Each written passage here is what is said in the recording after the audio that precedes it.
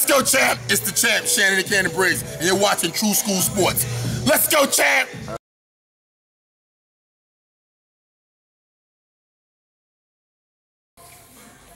And then the Wilder Povetkin. Oh, Povetkin. Povetkin. Easy. That's not even a question. I don't see Povetkin losing that fight. At all. Nah. And he's a very disciplined guy, you know. Yeah, been in big fights. I don't see him losing the fight. He got the background. Strong fighter. No, I don't see him losing that fight. If he lose the fight, I'll be very surprised. But no, I think it's gonna be a knockout. Oh, okay, wow. Yeah.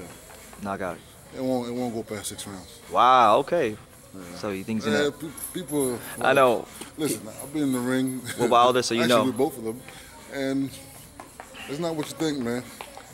Well, everybody talk about this great power that the man got. I mean, hey, I can tell you one thing. Yeah. Areola hits way harder than Wilder, and nah.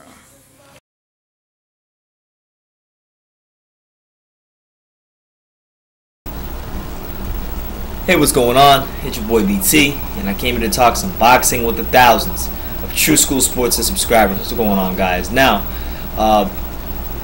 Bermane Stiverne, Alexander Povetkin, they're supposed to be fighting sometime later this year.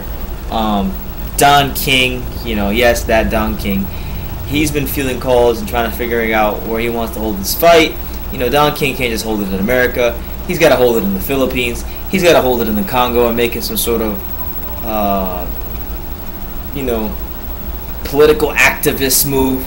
He's got to really make it an event, I guess. But right now, he said he wants to hold the fight in Congo or the Philippines. But that's not what this is about. What this is about is the fight, man, and what Stiverne recently said in a boxing article.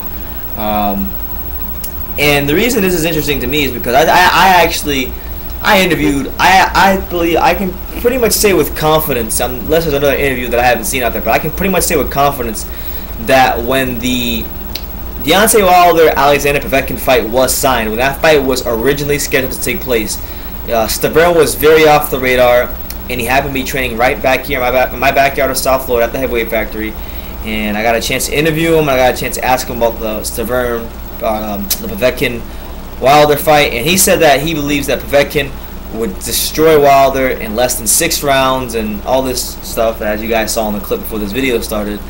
And he really had higher praise for Povetkin. So now it's interesting that he's fighting Povetkin, because based on his own critique and assessment of Povetkin,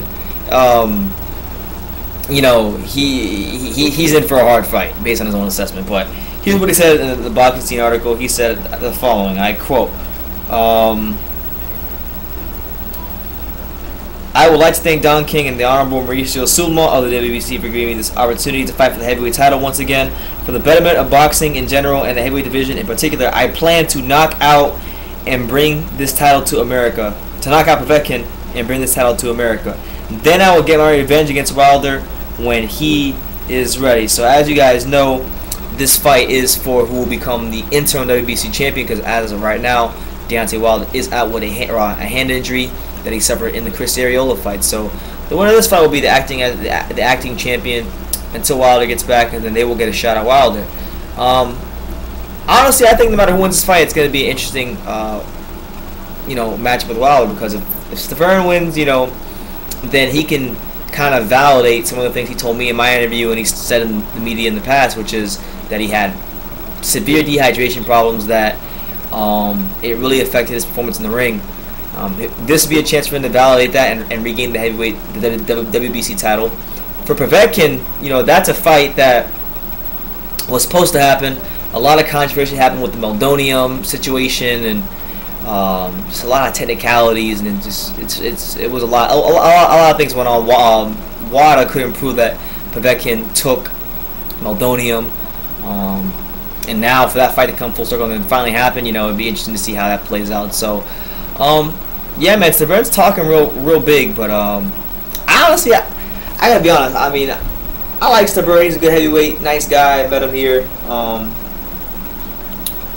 I think the fight's gonna be exciting. I think it's a kind of fight where you could see a couple of knockdowns. But as far as who will win, I gotta honestly favor Povetkin for the simple fact that